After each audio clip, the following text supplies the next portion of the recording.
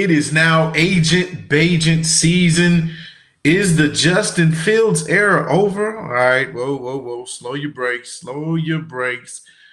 We're just trolling a little bit. But Agent Bagent season has arrived. The Chicago Bears have won a game at Soldier Field, people, this past Sunday, winning 30-12 over the Las Vegas Raiders. And QB1 for at least this past week and maybe the next one is Tyson Bagent himself. He had a pretty decent game. Let's talk about it. What is going on? This is your boy Jordan JC back again on the ATS Report. And yeah, just want to kind of do a little deep dive into Tyson Bagent's numbers. Do we think this is an indicator of his talent level? You saw the type of team that he went up against. And so is this just kind of a product of say a mid-level team, a mediocre team in the Raiders who didn't have their starting quarterback in Jimmy G and had kind of a journeyman quarterback fill in for him? Or is this maybe a little bit of a tell sign that Tyson Bagent is a pretty good quarterback and that if with time he could be something nice for this team? We don't know. But let's just go over some of the numbers. Tyson Bagent completed 21 passes, 29 attempts, pretty decent in his first game, almost 30 attempts right there, 162 passing yards for a touchdown. I thought that out the gate, I was impressed when I looked back at some of the highlights. The very first play on offense, him throwing a screen pass, and you all know how I love screen passes. They're just my favorite, right? Being sarcastic because apparently Getsy just keeps calling them. But in this game, those screen passes seem to have worked because the very first one, he got that ball out quick. He threw it accurately to DJ Moore, I believe it was, and he went up the field for positive yardage. That's the whole point of having a screenplay is you want small, quick passes that are on time and accurate that can get up the field. You saw that throughout this game. His ball release, his arm action was very quick and efficient. And honestly, that was something that I saw that was a little bit different from Justin Fields. The way he kind of rotates his arm, it takes a little bit more time. It's not as accurate with those short passes. And so you saw that with Tyson Bagent. It was impressive. I'm not going to lie.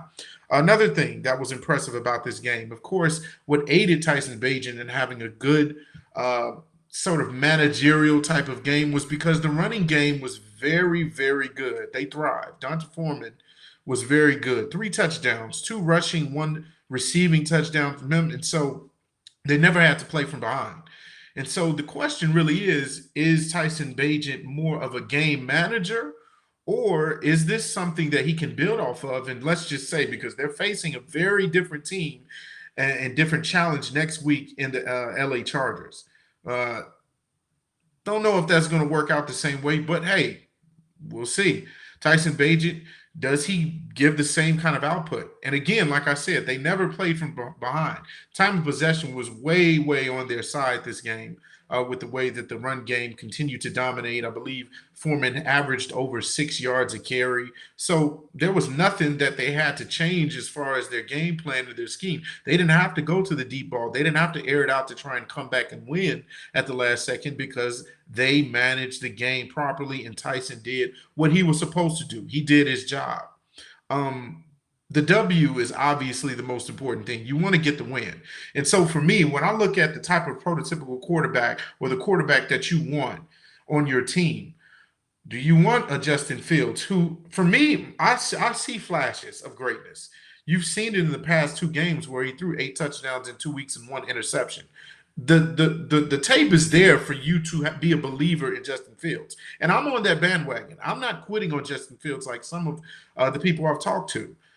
There are many pundits who switched up their argument since the beginning of the season when they thought the Bears were going to be pretty much in the playoff race, and they said that Justin Fields could be in the MVP race. Now they're saying, well, Justin Fields is now a bust, and they need to move forward and hurry up and try to go and get in a draft position to get Caleb Williams and Marvin Harrison Jr.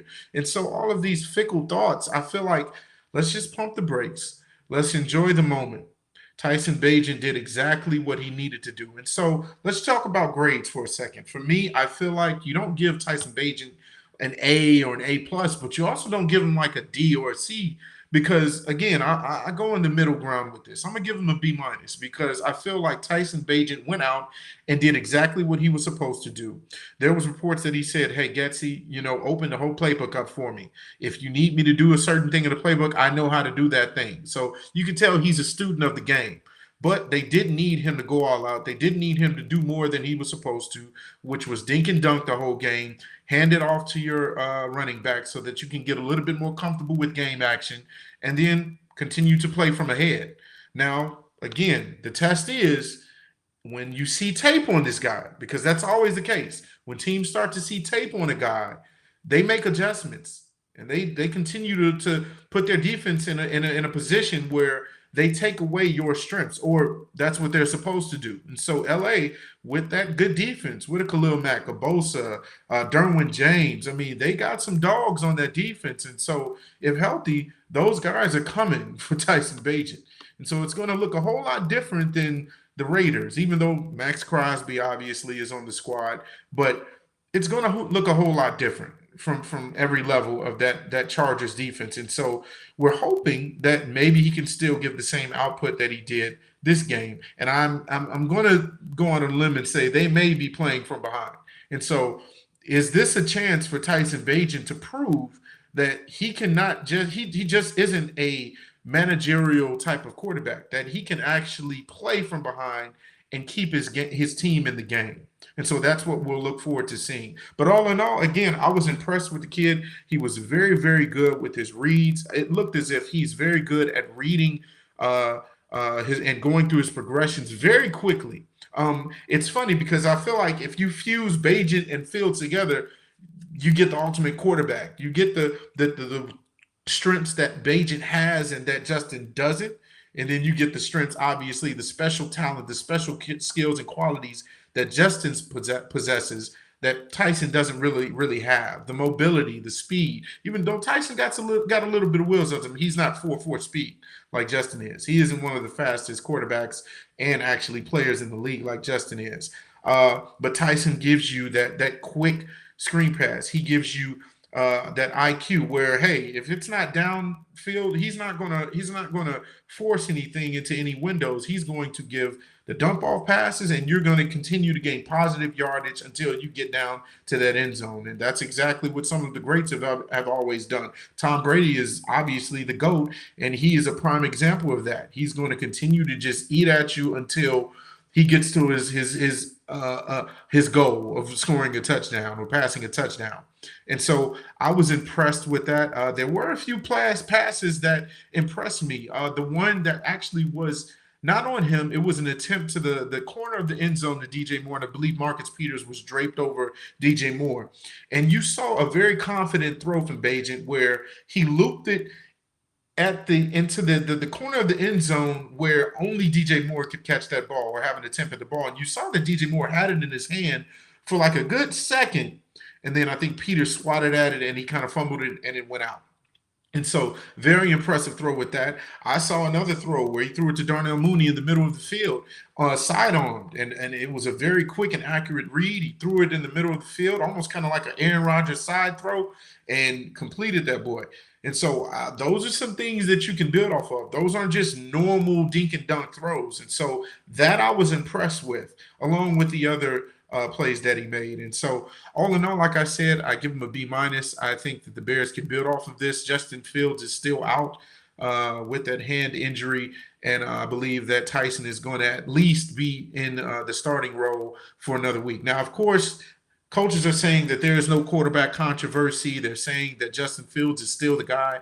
And I'm with that train of thought as well. I don't think that this one game just completely just takes over and just, makes them think that, oh, well, Tyson Bagent is our guy. We can move forward now. We got a special talent. Come on now. Let's put the teams have to obviously game plan for him now. They now have video and tape of him. So let's see how he adjusts to a better team come this week. We'll see. I'm rooting for the guy. I'm rooting for Justin Fields as well. And overall, we're rooting for the Chicago Bears to be a successful team, right? And so let's see what happens. But very good start to Tyson Bagent's career. I'm sure his family, who were very proud in the crowd, was happy to see how well he did.